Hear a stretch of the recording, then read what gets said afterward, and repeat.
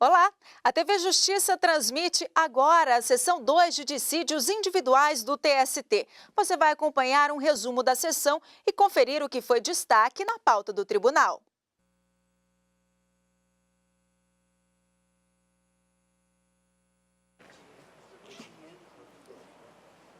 Tá viajando, né? Tá.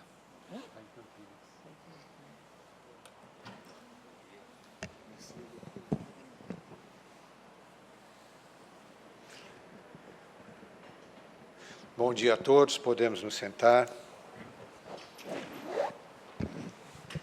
Invocando a proteção de Deus para os nossos trabalhos desta manhã, declaro aberta mais esta sessão da SDI 2, cumprimentando as senhoras ministras, senhores ministros aqui presentes, o excelentíssimo Dr. José Alves Pereira Filho, subprocurador-geral do Trabalho, senhores advogados aqui presentes, senhores servidores, nas pessoas doutora Adriana, doutora Eveline, representando aqui a nossa secretaria, a nossa comissão de jurisprudência, e hoje temos ao todo 5 preferências, além das nossas planilhas. Não tendo nenhum registro especial a fazer, vamos ao pregão. Relator excelentíssimo, senhor ministro Alberto Bresciani, processo RO 574, dígito 25 de 2013, em que são partes Banco Bradesco S.A. e outro, e o Ministério Público do Trabalho da 8ª Região. Com a palavra, ilustre relator. Senhor presidente, o processo é oriundo da 8ª Região. No caso, o mandado de segurança se voltava ao contrato da excelentíssima juíza da 4ª Vara do Trabalho de Macapá, que deferiu antecipação de efeitos da tutela para determinar, dentre outras medidas, que os réus se abstivessem de contratar corretores de seguros que não estivessem previamente inscritos na Superintendência de Seguros Privados, SUSEP, ou por meio de pessoa jurídica criada concomitantemente ou posteriormente à admissão desses corretores. Em consulta ao site do TRT da 8ª Região, eu percebi que em 26 de setembro deste ano foi proferida a sentença, por meio da qual o juiz de primeiro grau, ao constatar litispendência, extinguiu o processo sem resolução de mérito. Se impede o objeto o mandado de segurança e, por isso, a proposta no sentido de o extinguir sem resolução de mérito. Doutor Carlos. Só o registro, senhor presidente, com poderes nos autos. Perfeito. Feito o registro, pergunto se há divergência. Não havendo-se, decide nos termos do voto do relator. Vamos para o seguinte. Relator excelentíssimo, senhor ministro Douglas Alencar Rodrigues, processo RO 2540, dígito 71 de 2010, em que são partes Global Village Telecom LTDA e o Sindicato dos Trabalhadores em Telecomunicações do Distrito Federal. Com a palavra, ilustre relator.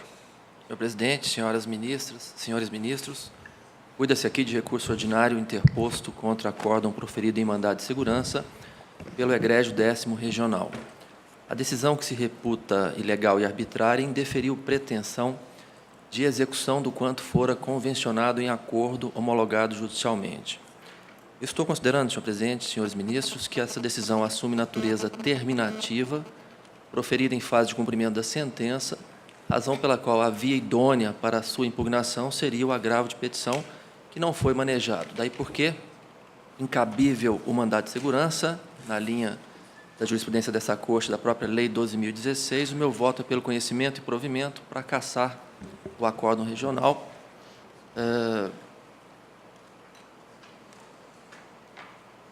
Extinguindo o processo sem exame do mérito, presidente. Esse é o meu voto. Perfeito. Doutor Carlos Vinícius, apenas o registro, né? Poderes Tem nos procuração autos, nos autos? Com poderes nos autos, senhor presidente. Então, feito o registro, pergunto se há divergência. Não havendo-se, decide nos termos do voto do relator. Vamos para o próximo. Relator excelentíssimo, senhor ministro Cláudio Brandão, processo RO 371, dígito 70 de 2012, em que são partes Antônio Fernando de Camargo Ferraz e Gerci Pereira dos Santos. Com a palavra, ilustre relator, ministro Cláudio. Presidente, senhores ministros e senhoras ministras, a matéria versa sobre a aplicação da emenda constitucional número 28 de 2000 que alterou o prazo prescricional, como todos sabemos, do empregado rural. O TRT da 9ª Região estabeleceu um entendimento de forma contrária à jurisprudência desta Corte, pacificada nos termos da OJ 417 da SBDI 1, no sentido de que incide esse prazo também sobre os contratos em curso. Para o TRT da 9ª Região, a emenda condicional só incidiria para os empregados emitidos a partir de sua vigência, razão pela qual, senhor presidente e senhores ministros, eu estou dando provimento ao recurso ordinário para julgar procedente a pretensão rescisória por violação ao artigo 729 da Constituição, para, no particular, desconstituir o acórdão proferido para a 3ª turma do TRT da 9ª Região e, quanto ao tema prescrição dos direitos do rurícola, estabelecer que incidirá o prazo prescricional à exceção do FGTS. E aí, presidente, fiz um acréscimo ao voto hoje pela manhã, que é apenas para ressalvar a decisão do Supremo Tribunal Federal, que estabeleceu efeito modulatório apenas a partir de sua vigência, conforme divulgado no ARE 709-212, relator ministro Gilmar Mendes, julgado no último dia 13 de novembro deste ano. Razão pela qual, assim, voto, presidente, de forma resumida, se necessário for, farei esclarecimentos, em virtude das incumbências, etc, etc. Assim, Perfeito. voto. Doutor Ofir. Apenas o registro, excelência. Então, tem procuração dos autos, né? Tem, sim. Então, feito o registro, pergunto se há divergência. Não havendo-se, nos temos voto do relator. Obrigado. Próximo.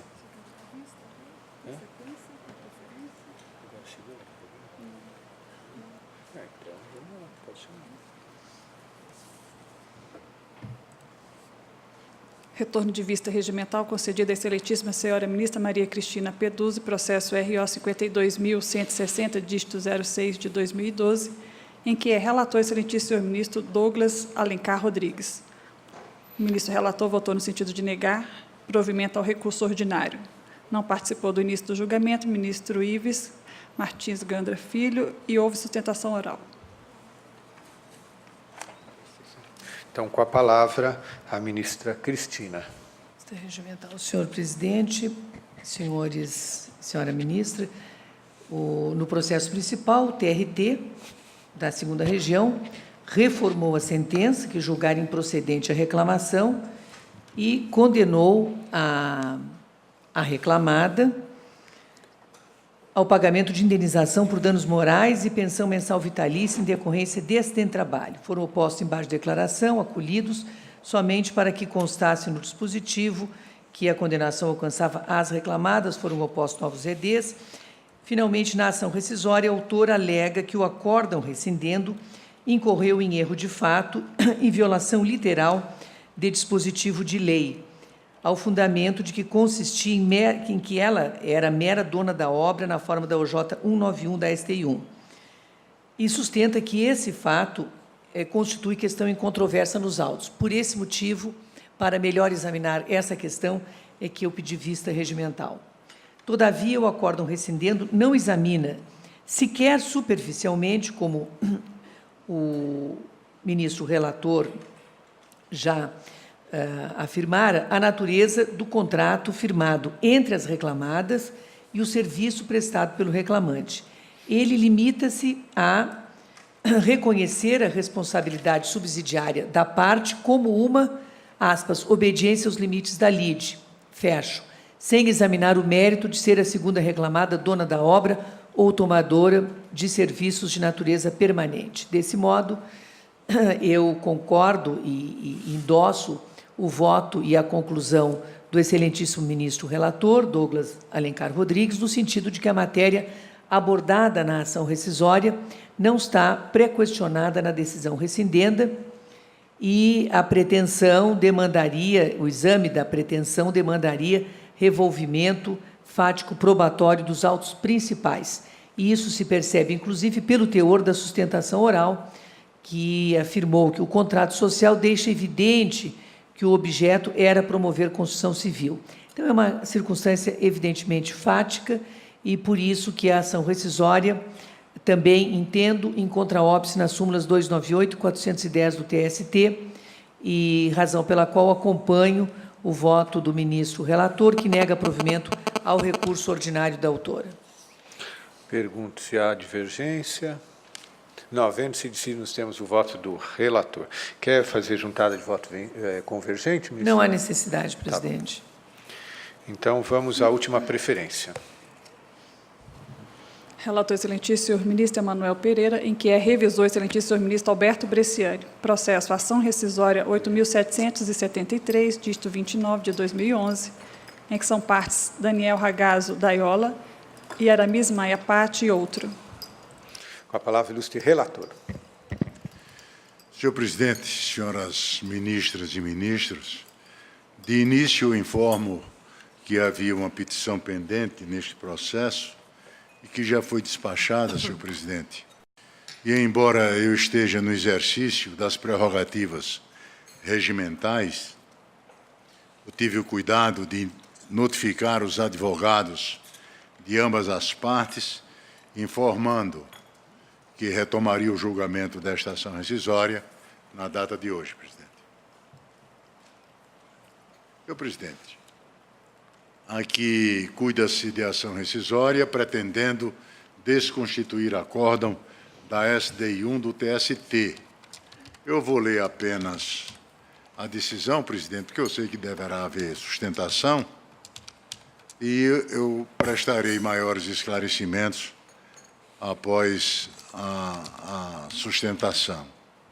Eu estou rejeitando, senhor presidente, as preliminares suscitadas pelo réu, julgar procedente o pedido de corte rescisório por violação literal dos artigos 5º, 54 da Constituição Federal, 620 e 788, redação anterior à Lei 11.382 de 2006 do CPC, para em juízo rescindente desconstituir o acórdão proferido pela SDI 1 do TST nos autos do processo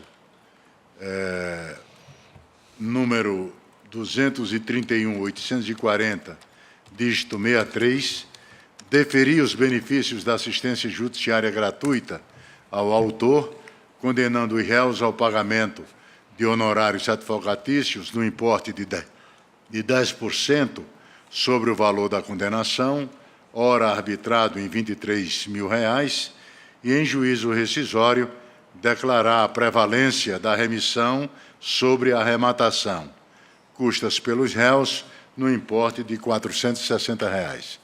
É o voto, presidente. Ministro Bresciani, é o revisor? Isso. Senhor presidente, esse processo traz matéria do ponto de vista teórico muito interessante, certamente os advogados esclarecerão em suas sustentações orais, e eu estou de acordo com o ministro Emanuel com relação à rejeição das preliminares que levantou, apenas teria uma divergência com relação ao alvo da ação rescisória. Na hipótese, o alvo da ação rescisória é um acordo da SDI 1, que conheceu dos embargos, à época, por divergência jurisprudencial, à época era cabível, e os proveu para restabelecer a decisão regional, entendendo que o recurso de revista não mereceria conhecimento sobre o aspecto que certamente será à frente melhor destacado pelo eminente relator. A mim me parece, então, que com este restabelecimento do acordo regional e porque a SDI 1 entendeu que a controvérsia doutrinária em torno da interpretação dos preceitos de envergadura infraconstitucional não autorizariam o conhecimento pela egrégia turma do Tribunal Superior do Trabalho, faria com que o alvo adequado da rescisória fosse o acórdão regional. Por isso, eu teria divergência quanto a este aspecto, para propor, sob este ângulo, a extinção do processo sem resolução de mérito, com base na OJ 70 dessa subseção. Superado este aspecto, eu estou de acordo com o eminente relator com relação às preliminares e também com relação ao mérito. Perfeito. Então, vamos dar a palavra à doutora Cléa.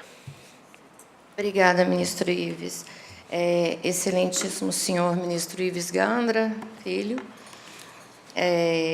presidindo essa SDI 2, excelentíssimo ministro Emanuel Pereira, relator da ação rescisória, excelentíssimo ministro Alberto Bresciani, revisor, demais ministros componentes dessa sessão, ilustre representante do Ministério Público. É uma ação rescisória cuja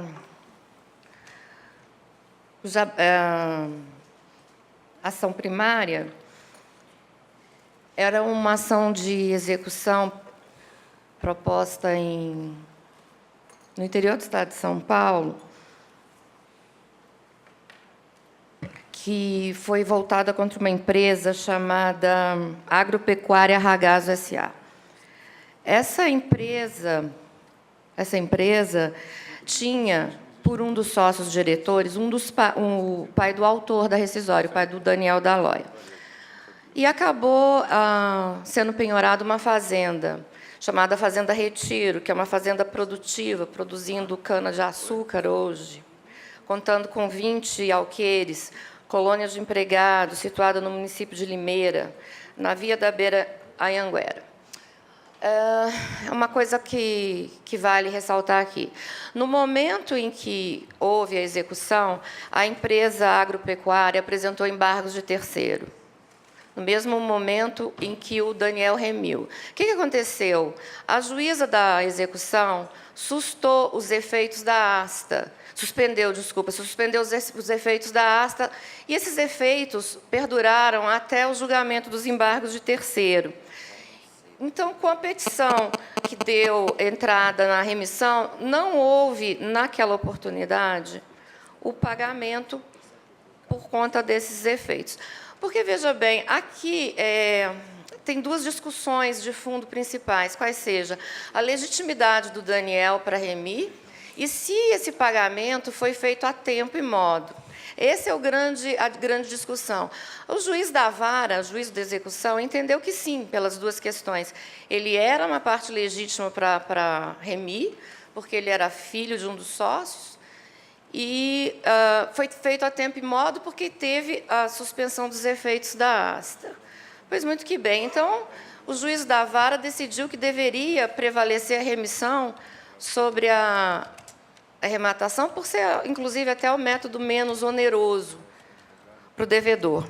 Na época que aconteceu isso, que foi em abril de 2004, se não me falha a memória, vigia o artigo 787 do CPC, que hoje não tem mais vigência, tendo em vista uma lei de 2006. Pois bem, o Aramis, que é o arrematante, apresentou um agravo de petição para o TRT da 15ª Região, que, entendendo, no meu entender, divorciadamente da lei, entendeu que deveria prevalecer a arrematação sobre a remissão, porque estariam ausentes os pressupostos do artigo 787. Ele entendia que, por ser uma SA, uma sociedade anônima, o Daniel não seria parte legítima para remir. Além do que, ele entende que os efeitos de suspender a asta não alcançariam o pagamento. Eu não sei como ele poderia fazer o pagamento se os efeitos estavam suspensos em função do julgamento dos embargos de terceiro. Mas o TRT de Campinas, então, modificou o entendimento da vara e entendeu pela prevalência da arrematação, tecendo inclusive comentários à pretensa conduta do remidor. Eu vou até nem falar. Bom, a revista, o ministro Bresciani apresenta a divergência, ela foi conhecida pela violação ao artigo 54, ao inciso 54 do artigo 5º da Constituição Federal. Bom, aqui também vale uma interpretação constitucional sobre se a violação que se tem aqui seria uma violação direta ou reflexa, ou se ainda reflexa, apta a conhecer o recurso na via excepcional. Eu entendo que sim, que apesar de a violação poder ser considerada reflexa, o próprio Supremo Tribunal Federal tem decidido que há casos em que se deve conhecer e se deve abrir a via excepcional, como é esse caso, porque foi negado completamente o direito de remir, foi violado totalmente o devido processo legal aqui, no caso que estamos analisando. Não resta dúvida, vou ser breve, que foi negado o direito do autor de remir, preferindo a arrematação em relação à remissão, violando, assim, os artigos 620, 651, 685-B, 685-C do CPC, o artigo 787, 788 do CPC. Dessa forma, entendo que merece ser conhecida a ação rescisória e provida para que prevaleça a remissão em detrimento da arrematação, uma vez que violado frontalmente o devido processo legal. Obrigada. Perfeito. Doutor Siqueira Neto. Senhor presidente, ilustres ministros, ministro relator, Manuel Pereira, ministras. Bom, realmente é um caso curioso, porque se alongou bastante tempo, à luz de uma subida de uma revista, digamos assim, fora da jurisprudência predominante, à época, e, portanto, agora já consolidada, a respeito de violação direta à disposição, matéria inovada no recurso, no agravo do recurso de revista.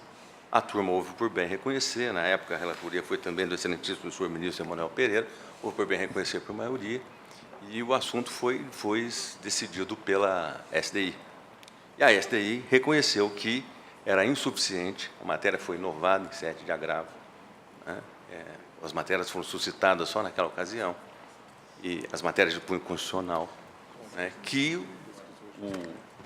a decisão do regional tinha sido suficientemente clara, mexendo exclusivamente com questões de ordem infraconstitucional, né, questão de execução, e que em nada, em momento algum, tinha sido configurada qualquer tipo de lesão direta ao princípio do devido processo legal, a não apenas e tão somente a consolidação da jurisprudência mantis pacífica em todos os tribunais do Brasil, que, em juízo dessa natureza, não cabe discutir a justiça do julgamento, mas sim se houve ou não, digamos assim, o cumprimento adequado das regras processuais e constitucionais. E foi isso que decidiu a SDI.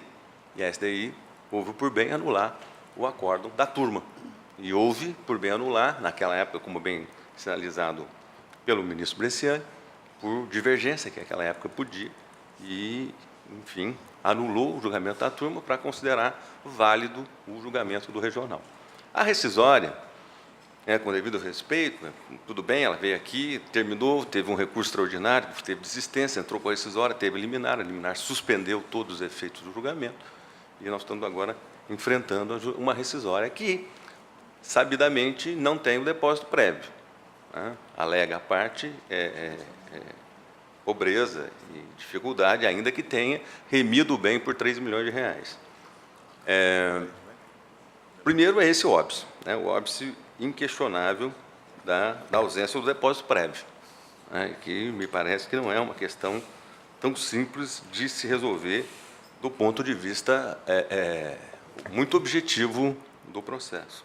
Segunda questão é que, inquestionavelmente, a rescisória revolve fatos e provas, e aí ela atinge de frente com a súmula 410. Né? Ela mexe realmente em fatos e provas que foram... Né? Tanto é que nós podemos observar que todo tipo de argumento, todo nível de argumento, saber, o filho de um herdeiro, um dos 30 herdeiros, observe que não é só o único herdeiro, é um dos vários herdeiros, não sei se são 30, mas são mais de 10. Né? Tanto é que nos autos tem várias renúncias na mesma semana, olha, renuncio o meu direito tal de remir, para que esse único, Daniel Ragado, faça a remissão. A discussão que foi muito trabalhada lá no regional, no nível do regional, é se, efetivamente, um herdeiro de uma SA tem o poder de remir. E tem jurisprudência muito forte no sentido, muito consolidada no sentido de dizer que não é o caso. Independentemente, não cabe aqui discutir se teve embarque, se não teve. Essa matéria foi discutida pelo regional e não foi suscitada no campo da revista e não aparece na discussão da revista, né? Que foi, digamos, aqui deu provimento a isso, né? Por essas razões, fica claro que a matéria não foi pré-questionada, não tem o menor requisito elementar né, de manejo da ação rescisória. E tem esse detalhe também que o ministro Bresciano levantou, que me parece que é também central, né? O que se pretende rescindir é o acordo da SDI, não o acordo regional, né? E aí me parece que tem um óbice intransponível do ponto de vista do exame e do manejo da ação rescisória, que é tão bem zelada pela SDI, pelo tribunal e pelos tribunais de maneira geral. Pois não. E também outras alegações que, tipo, a alegação de lesão ao 192, a súmula 192 do TST, que não se aplica ao caso, porque todos os recursos nesse processo foram examinados, todos. Não teve um recurso que não foi examinado. Então, é inaplicável a questão da súmula do 192 do TST. Por isso, é uma questão bastante simples, bem singela do ponto de vista processual, material, se não fossem os interesses econômicos envolvidos, é claro, né? Dizer para mim que uma usina de cana está satisfeita em perder a terra, numa terra tão bem localizada como aquela, que tem tanta dificuldade de encontrar terras agriculturáveis naquela proporção, é evidente, né? Agora, dizer que isso vai causar um trauma social, isso não causa, em primeiro lugar, porque está todo mundo alocado, não tem esse problema de alojamento grave, como se alega, não tem problema social algum aqui, é pura e simplesmente uma usina disputando, ou um herdeiro disputando de uma usina, disputando uma posse de uma terra sob uma dívida trabalhista que essa empresa dos herdeiros não teve como pagar e que foi conseguir saldar isso depois de muitos anos após a arrematação. A bem da verdade, esse processo já leva quase 10 anos, e os trabalhadores foram receber os seus direitos trabalhistas há pouco menos de um ano. Então, não cabe a menor dúvida, do ponto de vista muito objetivo, que lesão alguma houve. Se houve, do ponto de vista aqui por amor ao argumento da tese processual, se tivesse havido algum tipo de prejuízo, quer dizer, isso foi absolutamente incorporado ao princípio de toda a jurisprudência pacífica do seguinte, que não teve um momento processual adequado de suscitar, não foi suscitado, não teve uma discussão sobre a matéria, e a matéria foi inovada em sede recursal. É muito simples isso. E, do ponto de vista absolutamente formal da ação rescisória, a ação rescisória não preenche os requisitos mínimos de seu processamento.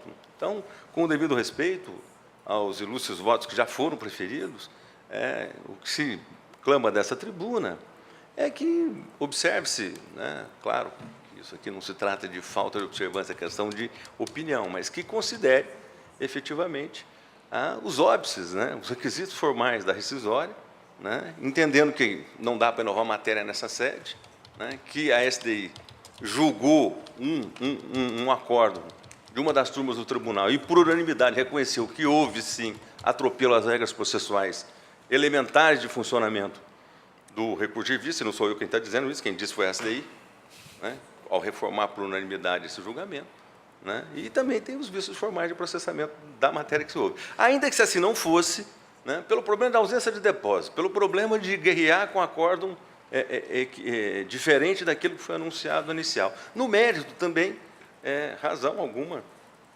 meu modesto modo de entender, assiste direito ao autor, razão pela qual se pede a manutenção do acordo da SDI deste tribunal. Perfeito. Ministro Emanuel. Senhor presidente, inicialmente, apenas em relação à sustentação, não houve declaração de nulidade do acórdão da turma. Não houve, vou repetir, não houve declaração de nulidade do acórdão da turma. Houve o restabelecimento do acórdão do TRT. A informação, apenas dando a informação ao eminente advogado, a informação que ele traz sobre herdeiros não está no acórdão rescindendo. A decisão rescindenda é da SDI 1 e não da turma. O advogado combate da tribuna, senhor presidente, senhores ministros, o acórdão da turma em desalinho com a própria contestação. Agora, em relação à divergência do ministro Bresciani, senhor presidente, que eu recebi apenas a semana passada, daí porque, por não ter recebido antes, dei uma informação errada aos colegas, mas é que a divergência do ministro Bresciani chegou ao meu conhecimento a semana passada. Muito bem. Eu não estava no tribunal. Agora, pedindo a máxima vênia, senhor presidente, senhores ministros, ao revisor, eu vou ousar manter o meu voto, porque eu entendo que não é o caso de extinção de processo sem resolução do mérito.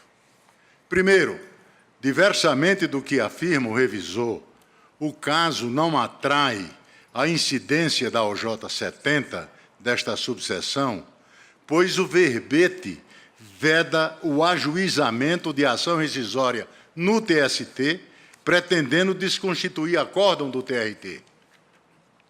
Evidentemente, não é o caso destes autos, pois o autor ajuizou a ação rescisória no TST para desconstituir acórdão do TST. Logo, não há qualquer relação com a hipótese prevista na OJ 70. Segundo, a decisão indicada ao corte rescisório enfrentou, sim, o mérito. No processo matriz, e eu peço a atenção dos senhores ministros, no processo matriz, o recurso de embargos foi manejado perante a SDI 1 do TST, já na vigência da Lei 11.496 de 2007 e, portanto, foi apreciado à luz de divergência jurisprudencial e hipótese em que não se discute e se elege uma tese dentre aquelas conflitantes. A SDI 1 firmou tese no sentido da afronta ao artigo 5º 54 da Constituição por má aplicação, diante da situação delineada no acórdão da turma, pois concluiu que a remissão não deveria prevalecer, mas sim a arrematação, razão pela qual a SDI 1 conheceu e deu provimento aos embargos do ora réus. Vejam que os próprios réus, em sua contestação, admitem que houve exame de mérito, conforme se infere do seguinte excerto, todos os recursos interpostos foram conhecidos e somente após o conhecimento houve a análise do mérito propriamente dito da causa. Fecho aspas. Não bastasse, verifica-se que a SDI 1, no acórdão ora indicado ao corte rescisório, restabeleceu expressamente o acórdão do TRT.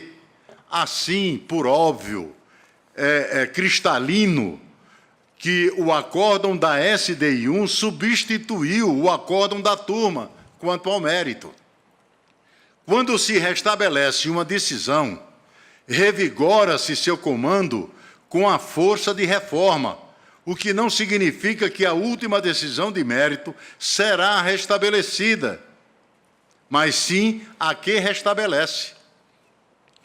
No caso, a decisão restabelecida foi o acórdão do TRT e a restabelecente foi o acórdão da SDI 1, de modo que é essa decisão da SDI 1 a última decisão de mérito proferida na causa, pois não houve declaração de nulidade do acórdão da turma.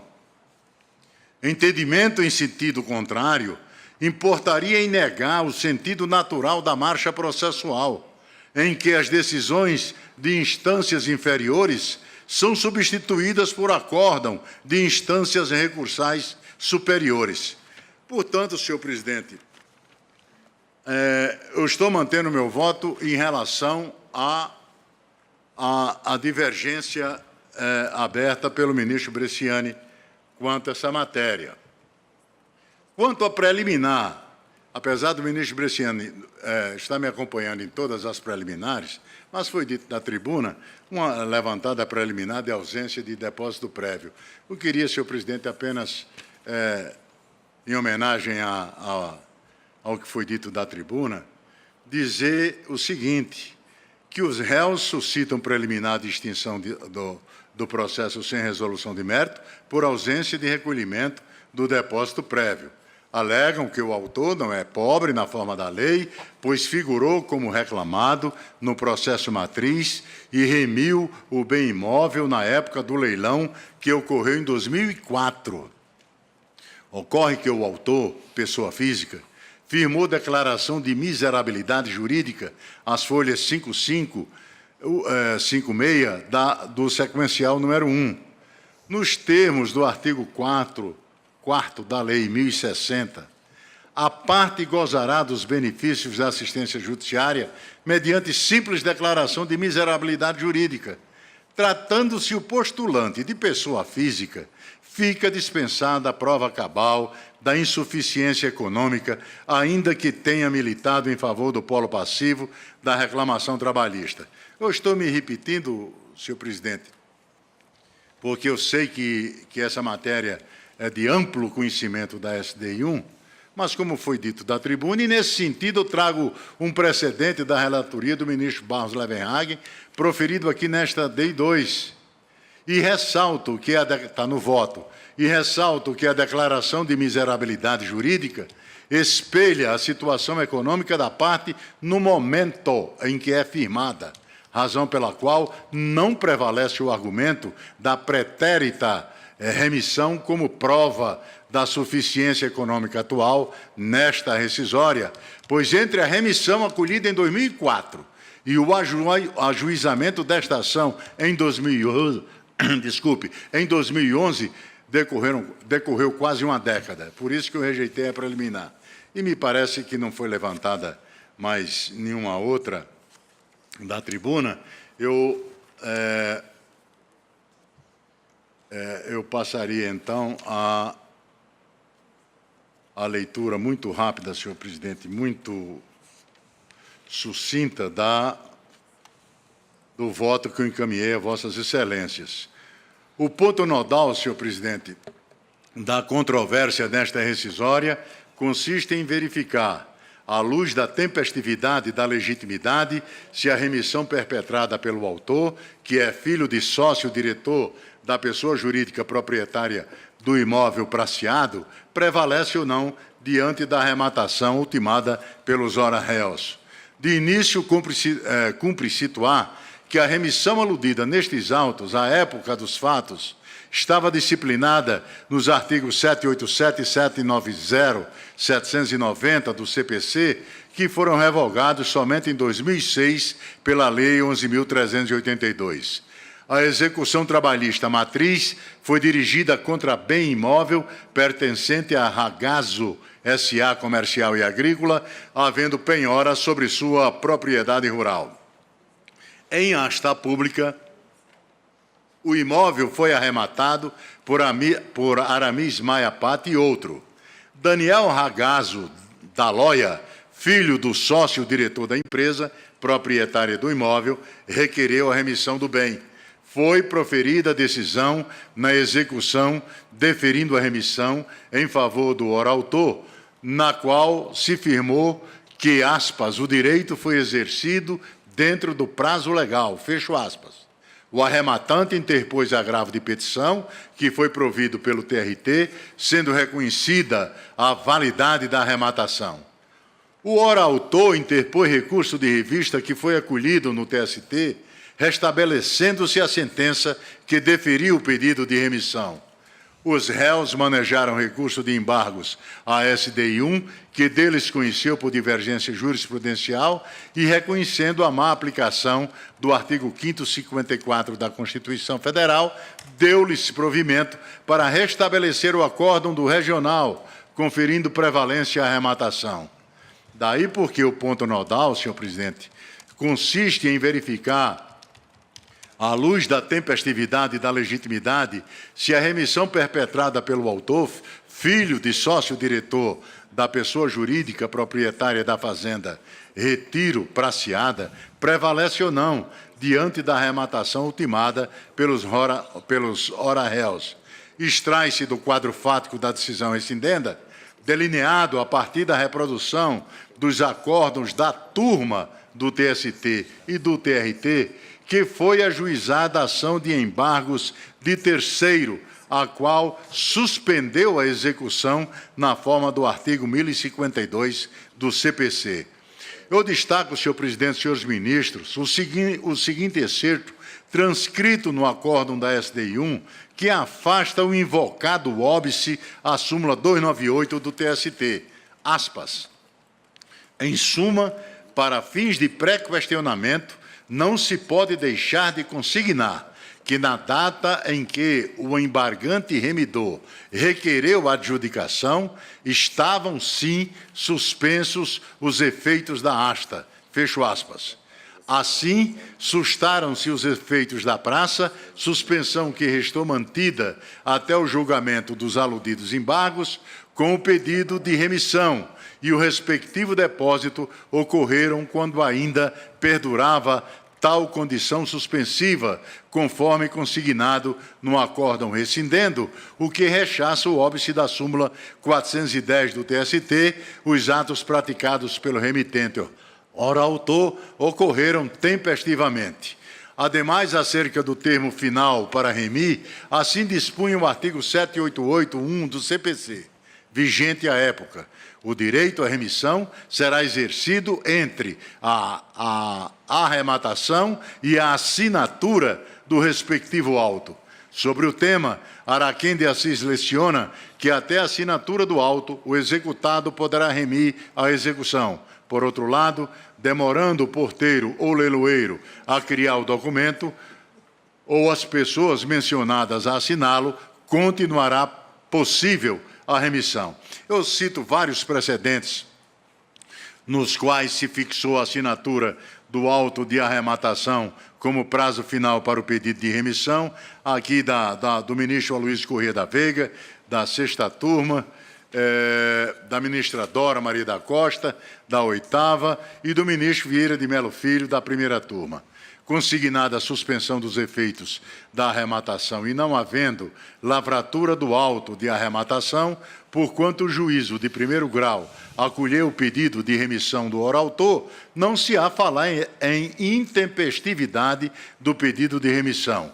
De outro lado, sob o prisma da legitimidade para remir, a jurisprudência, no intuito de homenagear o princípio da execução menos gravosa do artigo 620 do CPC, admite a legitimação do filho de sócio para remir bens em execução proposta contra a pessoa jurídica, ainda que constituída sob a forma de sociedade anônima, uma vez que na decisão rescindente restou assentado o caráter familiar da sociedade. Também trago precedentes, senhor presidente, desta feita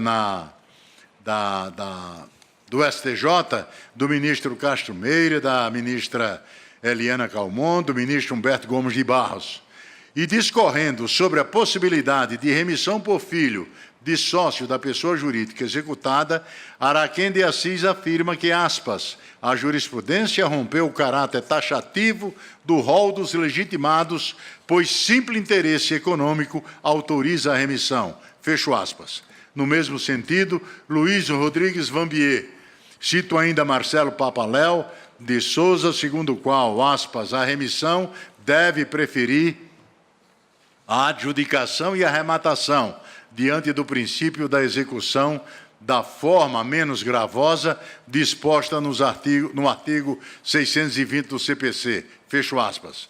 Robustece essa convicção, senhores ministros, senhor presidente, a circunstância de que a prevalência da arrematação tornará a execução mais gravosa, não apenas para a família do ora-autor, mas, sobretudo, para os empregados que trabalham e residem com suas famílias na fazenda, que serão despejados.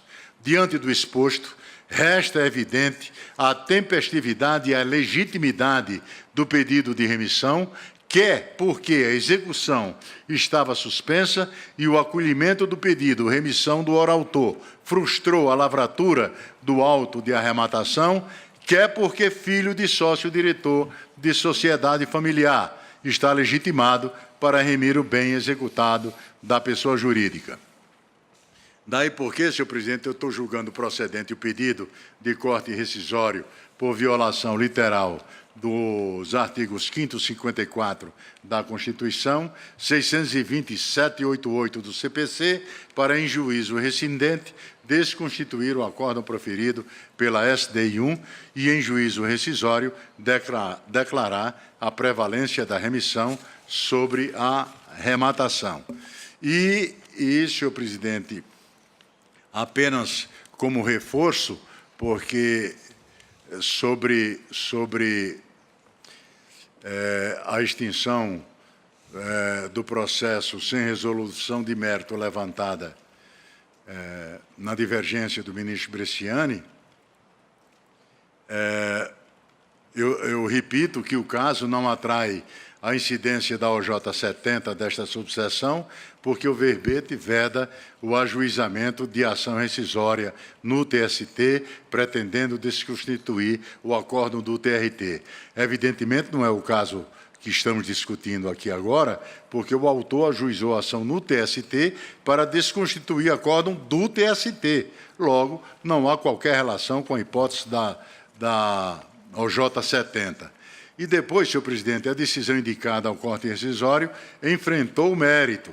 E no processo matriz, o recurso de embargos foi manejado perante a SDI 1 do TST, já na vigência da Lei 11.496 de 2007. E, portanto, foi apreciada à luz de divergência jurisprudencial, hipótese em que se discute e se elege uma tese dentre aquelas conflitantes. A SDI 1 firmou tese no sentido da afronta ao 5º 54 da Constituição por mera aplicação, diante da situação delineada no acórdão da turma, pois concluiu que a remissão não deveria prevalecer, mas sim a rematação, razão pela qual a SDI conheceu e deu provimento aos embargos dos ora ré. Vejam, senhor presidente e senhores ministros, que os próprios réus, em sua contestação, admitem que houve exame de mérito, conforme se infere do seguinte excerto, aspas, todos os recursos interpostos foram conhecidos e somente após o conhecimento houve a análise do mérito propriamente dito da causa. Não bastasse, verifica-se que a SDI 1, no acórdão ora indicado ao corte rescisório, restabeleceu expressamente o acórdão do TRT. Assim, obviamente, o acórdão da SDI 1 substituiu, evidentemente, o acórdão da turma quanto ao mérito. Quando se restabelece uma decisão, eu repito, revigora-se seu comando com a força de reforma, o que não significa que a última decisão de mérito será restabelecida, mas sim a que restabelece. No caso, a decisão restabelecida foi o acórdão do TRT e a restabelecente foi o acórdão da SDI 1, de modo que é essa decisão da SDI 1 a última decisão de mérito proferida na causa, pois não houve declaração de nulidade do acórdão da turma. Assim, senhor presidente, pedi na máxima vênia, tanto ao ministro Bresciani quanto ao advogado que sustentou da tribuna, eu estou mantendo o voto, presidente. Ministro Bresciani, com a palavra. Presidente, antes de mais nada, eu peço todas as desculpas ao eminente ministro e querido ministro Emanuel, mas a prática no meu gabinete, a minha prática é remeter divergência quando sou revisor, no momento em que libero o processo à pauta. Isso deveria ter acontecido. Então, peço desculpas à Sua Excelência pelo erro do meu gabinete, que não remeteu à Sua Excelência oportunamente a divergência. Felizmente, ainda chegou semana passada, a tempo de que Sua Excelência pudesse verificar. Não sei se também o mesmo aconteceu com os outros ministros, a todos peço desculpas se isso aconteceu. E no caso, senhor presidente, como antes disse, a dúvida que me assaltou não é rescindibilidade em tese do acordo da SDI 1. É porque, no caso, a SDI 1, e aqui eu não digo que teria sido o melhor julgamento, conheceu do recurso por divergência jurisprudencial, exatamente porque divisou embate entre turmas quanto à possibilidade de conhecimento de recurso de revista por violação constitucional quando se coloca esse tema relativo à remissão em foco, não com relação ao fundo da questão. Tanto que a SDI 1 nos primeiros embargos de declaração, e isso está transcrito no voto que está disponibilizado a Vossas Excelências e que remeti, a SDI 1 diz: o enfoque da decisão embargada, a decisão da SDI 1, foi tão somente a constatação de que, diante dos fatos ocorridos nos autos e da necessidade de interpretação dos dispositivos de lei que regem os procedimentos inerentes à controvérsia, não poderia a turma ter declarado a ofensa literal ao artigo 5º, inciso 54 da Constituição Federal, que encerra o princípio do devido processo legal. E mais à frente, assim, o acórdão proferido pela SDI 1 adotou tese jurídica no sentido de ser impossível o conhecimento do recurso de revista por afronta direta e literal ao artigo 554 da Constituição Federal, já que a questão discutida nos autos envolve muitos aspectos fáticos, de forma a impossibilitar a violação de preceito constitucional demasiadamente genérico. Então, a questão da OJ 70 que coloco não é exatamente a questão do momento e de qual o acórdão foi objeto, ou onde foi ajuizada a ação rescisória. É a questão de qual decisão teria sido decisão de mérito hábil a enfrentar a possível ação rescisória, a decisão regional ou a decisão do Tribunal Superior do Trabalho. Eu informo a Vossas Excelências, e esse esclarecimento veio aqui do sempre diligente ministro Cláudio, que, com relação, já disse isso antes, com relação ao mérito, eu sou de acordo com o ministro Emanuel, com relação às demais preliminares também, que eu mesmo, em turma, já conheci por violação do artigo 5º, 55 da Constituição Federal, de matéria que envolvia também a interpretação do artigo 7881, na época em situação em que lhe foi negada a vigência, quando vigente estava. Por isso é que, no mérito, acompanho também o eminente ministro Emanuel. A dúvida apenas que coloque, que submeto à egrégia subseção, é a do adequado endereçamento da rescisória com relação à moldura da decisão da SDI 1. Perfeito. Eu tenho uma dúvida inicial, é o seguinte: primeiro, do quórum para o julgamento, que eu tinha dúvida, de fato, realmente, em relação ao número de integrantes dentre aqueles que estariam aptos a fazer a remissão, que seriam, foi dito da tribuna, seriam 30 herdeiros ou 20 herdeiros, né? Então, é um fato concreto. E procurando aqui nos autos, vi que o doutor Osmar Paixão já participou no processo originário. Então, já não ficaríamos com quórum, quer dizer, termos quórum para julgar. Mas eu nem sabia disso no processo. Não, também porque está difícil de encontrar aqui. Posso esclarecer, ministro? Sim, por favor. Então. O advogado Osmar, ele não chegou a autuar nesse processo. Ele teve uma procuração, mas ele sequer autuou. Pode verificar. A ministra Cristina deve se recordar disso. Não, agora eu lembrei. Porque eu participei eu não participei desta sessão da SDI, Sim. Em que... Será que foi isso? Eu não participei da sessão da SDI, porque ontem, inclusive, eu pedi as notas degravadas para ver se eu tinha participado, que eu não lembrava desse processo. E eu não participei, mas eu participei no julgamento dos segundos embargos de declaração, que eu presidi. E aí eu lembrei que, na época em que eu era vice-presidente, eu acho que eu cheguei a me dar, eu até vou pedir vista mesmo para isso, eu cheguei a me dar por impedida por este fato. E depois foi esclarecido, foi esse que eu cheguei a me dar, porque eu tinha presidido o julgamento, segundo os embargos de declaração, e achei estranho que eu não ter, naquela ocasião, percebido esse impedimento, não terem me avisado. E, de qualquer forma, eu acho que, veja se é isso, não sei se os advogados podem me esclarecer, mas na vice-presidência eu tenho a impressão que eu declarei um impedimento. Aí veio um esclarecimento que não era caso de impedimento, foi isso? Porque ele não tinha participado. Não. E eu aí despachei um RE. Eu examinei isso, ministro Ives. Quer ficar com vista em mesa para tirar a dúvida? Eu vou pedir vista em mesa apenas para... Mas eu gostaria que os advogados me esclarecessem.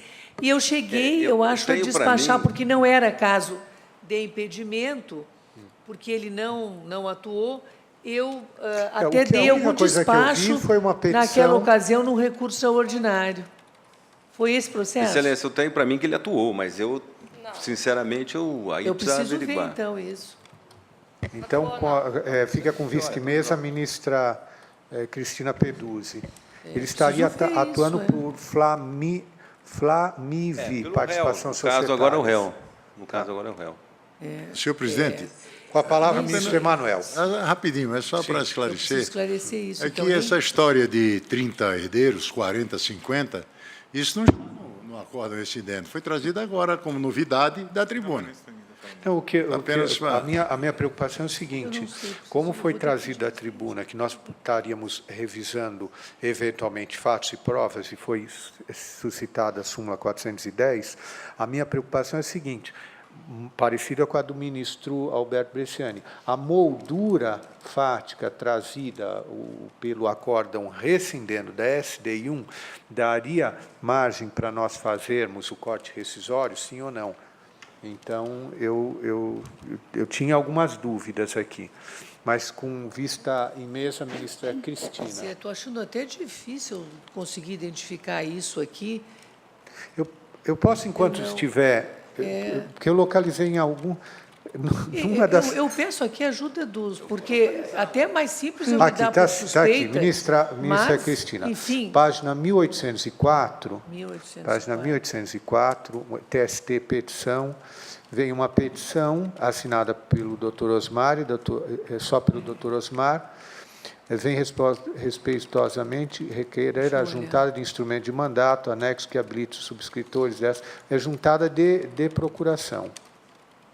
Porque eu presidi... De subestabelecimento, Não, eu até só. me daria por suspeita, seria mais fácil, mas como eu atuei despachando um recurso na vice-presidência e não participei do julgamento da STI1, mas eu acho que eu não devia estar presente no dia, mas eu presidi a sessão da STI que julgou os segundos embargos de declaração. Eu ontem vi isso, não até pensando em impedimento, vi para se eu tinha participado desse julgamento e aí verifiquei. Mas eu vou examinar, eu peço vista em mesa. Então, vista em mesa, a ministra Cristina Peduzzi. Como Sua Excelência é vistor do ministro Emanuel no processo que nós estamos discutindo, só para dar uma informação à ministra Cristina, acabei de encontrar aqui que o doutor Osmar, na página 1819, renunciou ao mandato. Então, a petição, tem na sequência aqui, a renúncia/revogação de mandato, equivalente à página 1819. Mas chegou a atuar, isso que eu preciso ver aqui, deixa eu olhar. Informar que renunciou aos poderes nos termos do artigo tal, que lhe foram tal. E, presidente, eu vou até mais adiante. Na folha 5.195, a ministra Cristina presidiu. Então está tranquilo. Eu presidi, foi o que eu falei, que eu vi isso ontem, mas não por causa do impedimento, que não tinha me ocorrido. Eu presidi o julgamento dos segundos embargos de declaração. Perfeito. Isso mesmo. Perfeito. Então, mas para mim naquela está época... claro. Está claro, quer dizer, ele juntou a procuração e, na sequência, assim, logo depois já renunciou ao mandato. De qualquer forma, eu vou olhar aqui. Tá. Então, só era uma informação aqui para facilitar a vida da ministra Cristina. Peço que seja apregoado o processo que estava com vista em mesa da ministra Cristina. Retorno de vista em Ministro mesa. Ives, Não, então ela vai apregoar? Pois não. Retorno de vista. Já fala. Retorno de vista em mesa concedido à excelentíssima senhora ministra Maria Cristina Peduzzi, processo ação rescisória 8.773, dígito 29 de 2011. Com a palavra, a ministra Cristina. Ministro Ives, eu até vou confessar que fico na dúvida, não tenho dúvida quanto a impedimento, não identifico. Mas eu gostaria de examinar os autos principais, porque aqui não estão todas as peças, para verificar se eu pratiquei mesmo esse ato como vice-presidente. Então, eu vou aguardar. Perfeito. De qualquer jeito, para eu já melhor havia examinar a situação, se eu estou anunciado aos colegas que eu tenho dúvidas quanto aos fatos. Quer dizer, estive manejando o processo, a gente sente saudades dos autos físicos, Então, aqui, presidir e, ao mesmo tempo, tentar conseguir fazer com que o processo eletrônico caia na página que você procura está muito difícil. Então, eu vou pedir vista regimental. Nesse ínter, então, eu verifico, Ciro. Então, Vossa Excelência pode dizer, e pretendo trazer o mais rápido possível, se for possível, já na semana que vem. Tá bom? Então, não havendo mais processos em condições de julgamento, agradecendo a proteção de Deus e a participação de todos, declaro encerrada a sessão. Muito obrigado.